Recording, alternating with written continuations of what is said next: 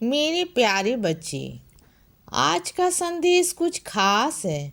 इसे ध्यान से सुनना मेरे बच्चे। अगले महीने की पहली तारीख से तुम 2-3 जरूरी काम करना।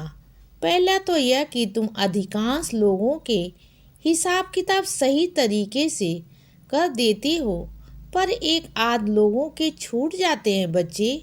उनका हिसाब किताब समय से तौर तरीके से हो जाए, या इस चीज़ की जिम्मेदारी तुम ले लेना।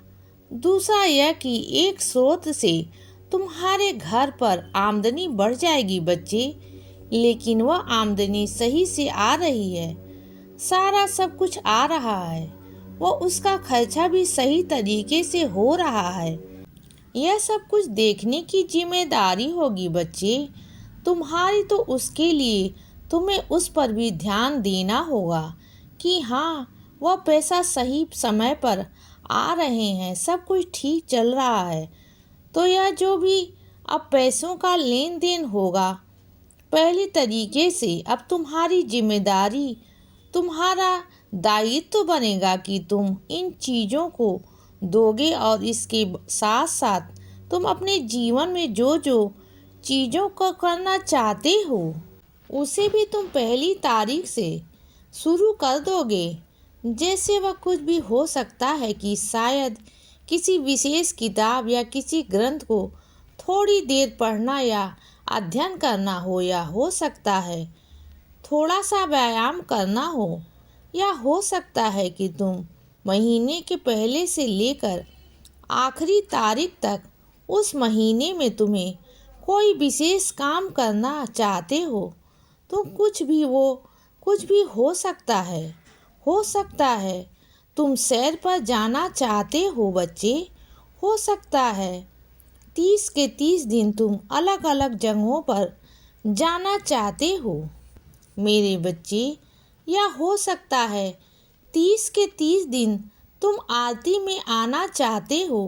कोई एक आरती में तो यह सारी चीज़ें एक अनुशासित जीवन जो तुम जीना चाहते हो उसका तुम अध्ययन करना। और मैं तुमसे ज़्यादा दिन नहीं कहता, बस 30 के दिन तुम अभ्यास करो। अभी इस महीने के मध्यम में जो कुछ भी दिनों में यह महीना खत्म हो जाएगा, उसके पहले अपनी दिनचर्या को 15 दिन ध्यान देकर देखो कि तुम्हारे उठने बैठने जागने सब कुछ क्या है, तुम्हें प्रिय क्या है बच्चे, तुम्हारे स्वभाव में अप्रिय क्या है। पता है तुमने इस चीज़ पर कभी ध्यान नहीं दिया है, और यही तुम्हारे लिए मानसिक तनाव और शारीरिक दुखों का कारण बनता है। इसीलिए एक बार अपने स्वभाव पर ध्यान दो बच्चे। अपने प्रिय और अपनी अप्रिय दोनों चीज़ों के बारे में ध्यान दो। यह भी ध्यान दो कि किस जगह पर तुम्हें जाना पसंद है।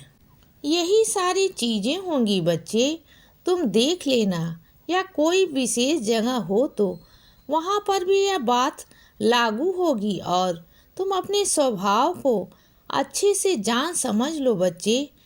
फिर तुम क्या चाहते हो, क्या कुछ और जोड़ना चाहते हो, यह भी तुम देख लो बच्चे। और एक बात कहूँ, बस दिन गुजर गया, सारे काम हो गए, सब कुछ निपट गया, इस तरह से जीवन व्यतीत मत किया करो। यह बहुत गलत बात होती है।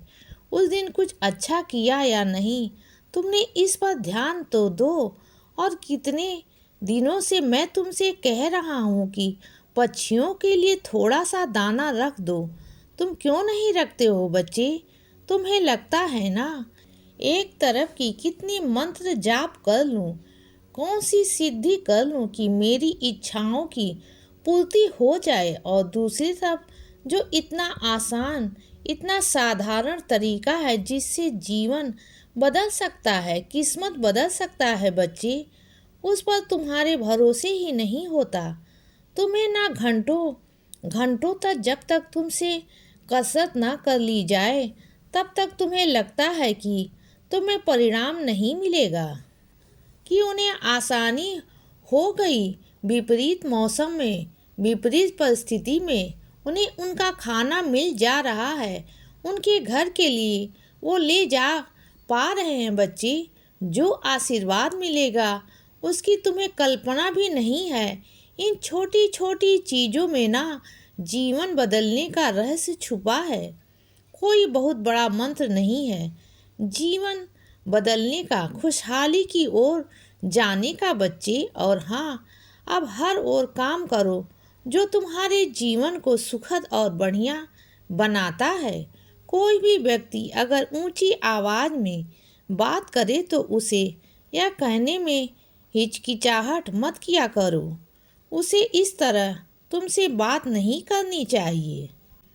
और यदि उसने इस तरह से बात जारी रखी तो तुम उसे संपर्क नहीं करोगे।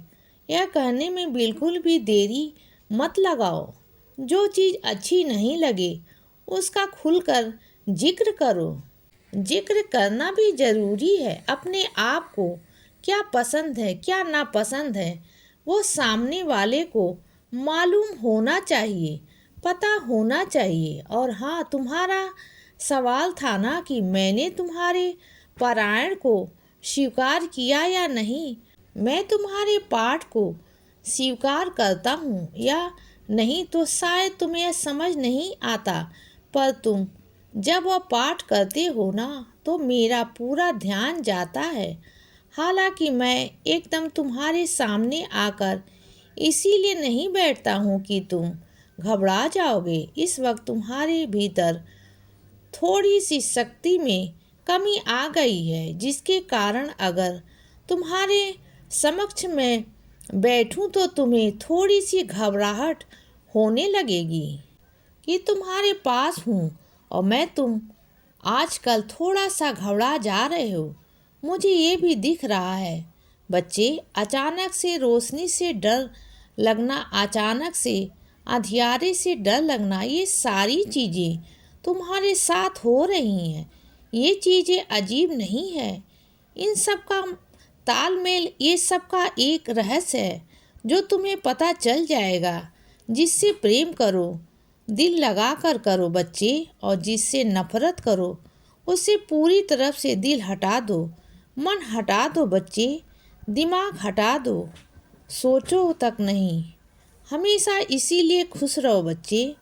इसीलिए बच्चे सदा खुश रहो और हमेशा मुस्कुराते रहो। मेरा आशीर्वाद हमेशा तुम्हारे साथ है बच्चे।